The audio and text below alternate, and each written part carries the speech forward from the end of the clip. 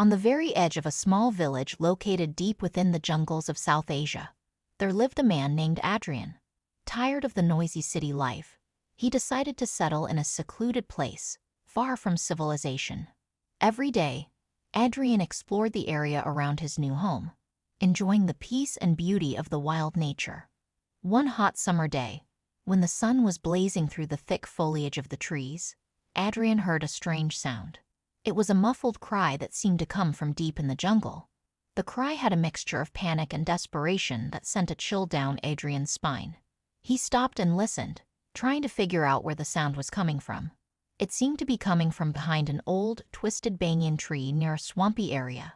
With each passing moment, the cries grew louder and more desperate. Driven by curiosity, Adrian put down his bag and headed toward the sound. Adrian's heart was pounding with excitement as he pushed through the thick bushes. The humid jungle air made it hard to breathe, and sharp branches scratched at his clothes, but he kept moving forward.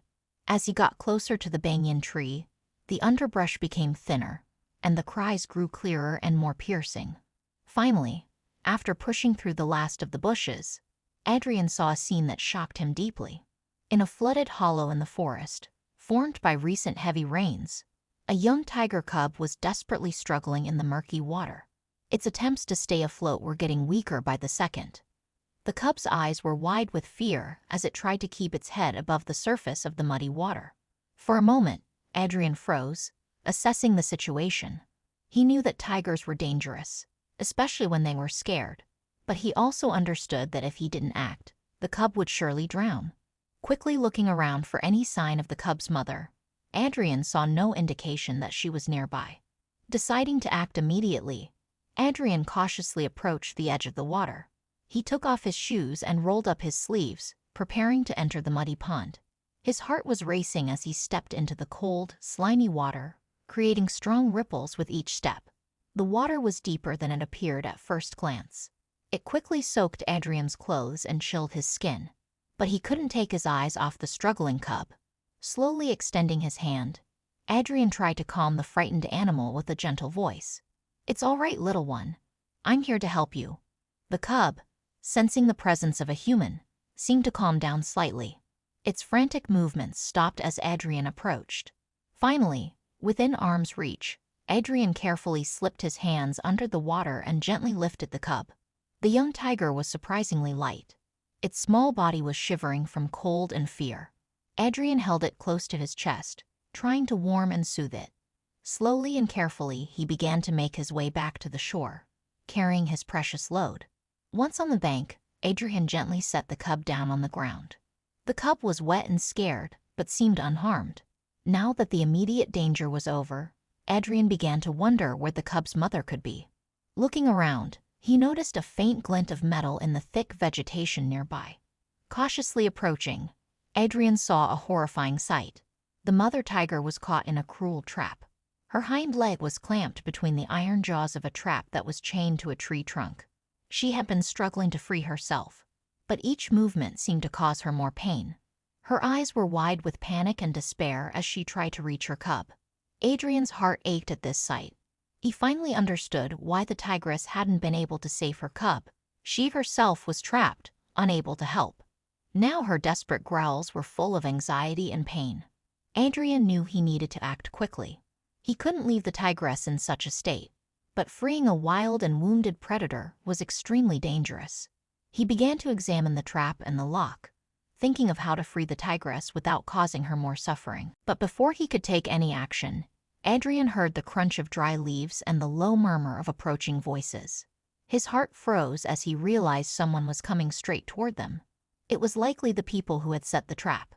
Adrian quickly scanned the area, looking for a place to hide with the cub. He knew that an encounter with strangers in such a situation could be extremely dangerous.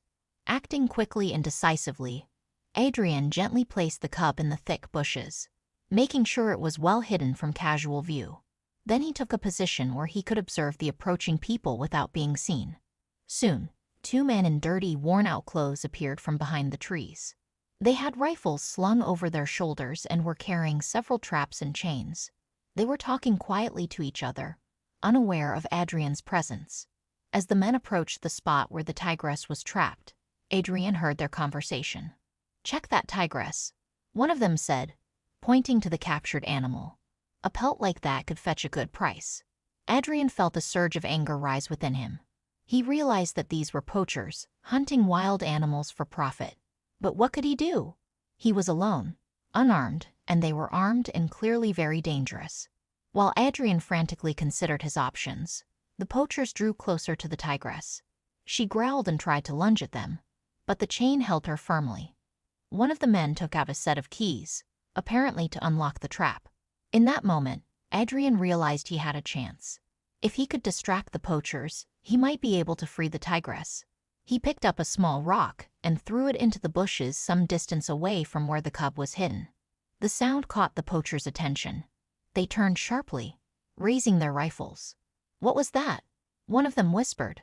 "Go check it out," the other replied, nodding toward the source of the noise. As one of the poachers went to check the bushes, Adrian seized the moment.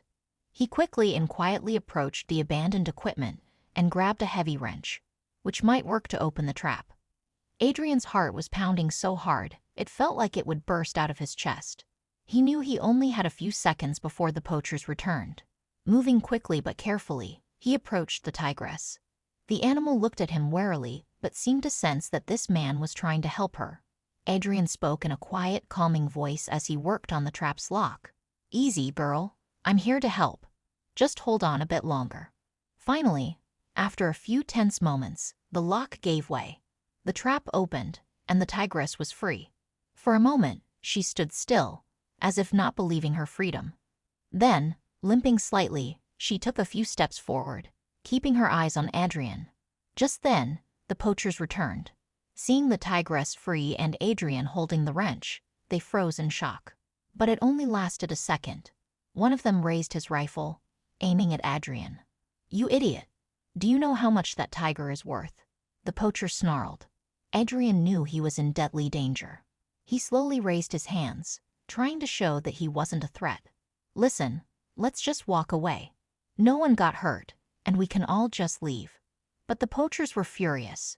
They moved closer to Adrian, their faces twisted with anger. "You ruined our hunt," said the second poacher. "Now you're going to pay for it." Adrian realized his situation was hopeless. He was unarmed against two armed men, and there was no help coming. He closed his eyes, expecting the worst. But suddenly, a loud roar filled the air. The tigress, who everyone thought had left, leaped between Adrian and the poachers. Her eyes blazed with fury as she took a defensive stance in front of the man who had just freed her. The poachers backed away in terror. They hadn't expected a wounded animal to defend a human. The tigress took the threatening step forward, and that was enough. The poachers turned and ran, stumbling and falling in their rush to get away from the angry predator. When the sound of their footsteps faded, the tigress turned to Adrian. Their eyes met, and in that moment, there was a silent understanding between them. The tigress tilted her head slightly, as if in gratitude, and then slowly moved toward the bushes where her cub was hidden. Adrian stood still, watching as the tigress gently nudged her cub, encouraging it to follow. Together, they slowly disappeared into the depths of the jungle, leaving Adrian alone with his thoughts. This event had a profound impact on Adrian. He realized that even in his desire for solitude, he couldn't ignore the problems facing the wild world around him. From that day on, he became more attentive to his surroundings, striving to balance his need for solitude with the need to care for the world around him. Adrian started interacting more with the villagers and spending more time in the jungle, closely observing nature and listening to the sounds of the forest, always ready to help if needed.